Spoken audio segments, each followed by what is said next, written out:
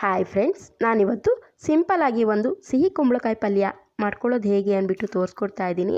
ಇದು ಮಾಡ್ಕೊಳ್ಳಿಕ್ಕೆ ತುಂಬ ಏನು ಟೈಮ್ ಬೇಡ, ಒಂದು 15 ಮಿನಿಟ್ಸ್ ಸಾಕಾಗುತ್ತೆ. ಇವಾಗ ಇದು ಮಾಡ್ಕೊಳ್ಳಿಕ್ಕೆ ಸ್ಟವ್ ಮೇಲೆ ಒಂದು ಪಾತ್ರೆನ ಇಟ್ಬಿಟ್ಟು ಅದು ಚೆನ್ನಾಗಿ ಕಾದ ತಕ್ಷಣ ಅದಕ್ಕೆ ಒಂದು 5 ಸ್ಪೂನ್ ಆಗುವಷ್ಟು ಎಣ್ಣೆನ ಹಾಕ್ಕೊಂಡಿದ್ದೀನಿ.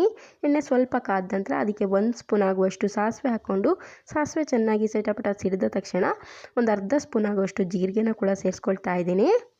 ಹಾಗೆಯೇ ಒಂದು 5 ಹಸಿಮೆಣಸನ್ನ ಮಧ್ಯಕ್ಕೆ ಸೀಳ್ಬಿಟ್ಟು ಹಾಕ್ಕೊಂಡಿದ್ದೀನಿ. ಹಾಗೆಯೇ ಒಂದು ಅರ್ಧ ಈರುಳ್ಳಿನ ಚಿಕ್ಕದಾಗಿ ಕಟ್ ಮಾಡಿ ಹಾಕ್ಕೊಂಡಿದ್ದೀನಿ.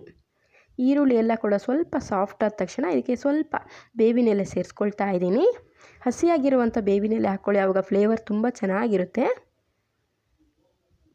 ಇವಾಗ ಚೆನ್ನಾಗಿ ಒಂದ್ಸರಿ ಮಿಕ್ಸ್ ಮಾಡ್ಕೊಂಡ್ಬಿಟ್ಟು ಇದಕ್ಕೆ ಇವಾಗ ನಾನು 1 ಸ್ಪೂನ್ ಆಗುವಷ್ಟು ಅರಿಶಿನ ಪೌಡರ್ನ ಸೇರಿಸ್ಕೊಳ್ತಾ ಇದ್ದೀನಿ.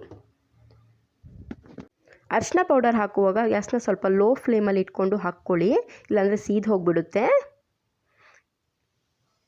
ಇವಾಗ ಇದಕ್ಕೆ ನಾನು ಸಿಹಿ ಕುಂಬಳಕಾಯಿನ ಚಿಕ್ಕದಾಗಿ ಕಟ್ ಮಾಡಿ ಇಟ್ಕೊಂಡಿದ್ದೆ. ನಾನೊಂದು 1/2 kg ಆಗುವಷ್ಟು ತಗೊಂಡು ಈ ಸೈಜಲ್ಲಿ ಕಟ್ ಮಾಡಿ ಇಟ್ಕೊಂಡಿದ್ದೀನಿ. ನಾನು ಸಿಪ್ಪೆ ತೆಗೆದುಬಿಟ್ಟು ಕಟ್ ಮಾಡಿ ಇಟ್ಕೊಂಡಿದ್ದೀನಿ, ಹಾಗಾಗಿ ತುಂಬ ಹೊತ್ತು ಬೇಯಿಸ್ಕೊಳ್ಳೋ ಅವಶ್ಯಕತೆ ಇರಲ್ಲ. ಇವಾಗ ಇದನ್ನು ಹಾಕಿಬಿಟ್ಟು ಚೆನ್ನಾಗಿ ಮಿಕ್ಸ್ ಮಾಡ್ಕೊಳ್ಬೇಕು.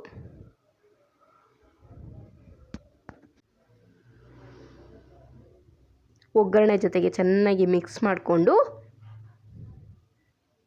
ಇದಕ್ಕೆ ರುಚಿಗೆ ತಕ್ಕಷ್ಟು ಉಪ್ಪನ್ನು ಕೂಡ ಸೇರಿಸ್ಕೊಳ್ತಾ ಇದ್ದೀನಿ. ಉಪ್ಪನ್ನು ಹಾಕಿಬಿಟ್ಟು ಮತ್ತು ಇದಕ್ಕೆ ನಾನು ಸ್ವಲ್ಪ ನೀರನ್ನು ಕೂಡ ಸೇರಿಸ್ಕೊಳ್ತಾ ಇದ್ದೀನಿ. ಒಂದು ಚಿಕ್ಕ ಗ್ಲಾಸಲ್ಲಿ 1/2 ಗ್ಲಾಸ್ ಆಗುವಷ್ಟು ನೀರನ್ನು ಸೇರಿಸ್ಕೊಂಡಿದ್ದೀನಿ. ಮತ್ತು ಒಂದು ಸರಿ ಮಿಕ್ಸ್ ಮಾಡಿಬಿಟ್ಟು ಮುಚ್ಚಳ ಮುಚ್ಚಿಬಿಟ್ಟು ನಾನು ಒಂದು 10 ನಿಮಿಷ ಬೇಯಿಸ್ಕೊಳ್ತಾ ಇದ್ದೀನಿ. ನೋಡಿ, ನಾನು 10 ನಿಮಿಷ ಬೇಯಿಸ್ಕೊಂಡಿದ್ದೀನಿ. ನೀರು ಇನ್ನೂ ಫುಲ್ಲಾಗಿ ಆರಿಲ್ಲ. ಇನ್ನೂ ಒಂದು 5 ನಿಮಿಷ ಬೆಂದರೆ ಇದು ನೀರೆಲ್ಲ ಕೂಡ ಫುಲ್ಲಾಗಿ ಡ್ರೈ ಆಗುತ್ತೆ. ಕುಂಬಳಕಾಯಿ ಕೂಡ ತುಂಬ ಚೆನ್ನಾಗಿ ಸಾಫ್ಟಾಗಿ ಬೆಂದಿದೆ. ಇವಾಗ ನಾನು ತುರಿದಿಟ್ಕೊಂಡಿರುವಂಥ ಕೊಬ್ಬರಿ ತುರಿನ ಒಂದು 1/2 ಕಪ್ ಆಗುವಷ್ಟು ಹಾಕ್ಕೊಳ್ತಾ ಇದ್ದೀನಿ.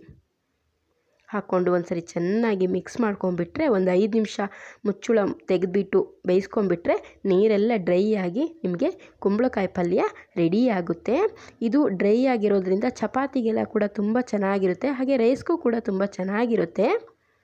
ನೀವು ಒಂದು ಸರಿ ಈ ಥರ ಟ್ರೈ ಮಾಡಿ ಹೇಗೆ ಬಂತು ತಿಳಿಸಿ. ಇದೇನಾದರೂ ನಿಮಗೆ ಇಷ್ಟ ಆದರೆ ನನ್ನ ಚಾನಲ್ನ ಸಬ್ಸ್ಕ್ರೈಬ್ ಮಾಡ್ಕೊಳ್ಳೋದನ್ನ ಮರಿಬೇಡಿ.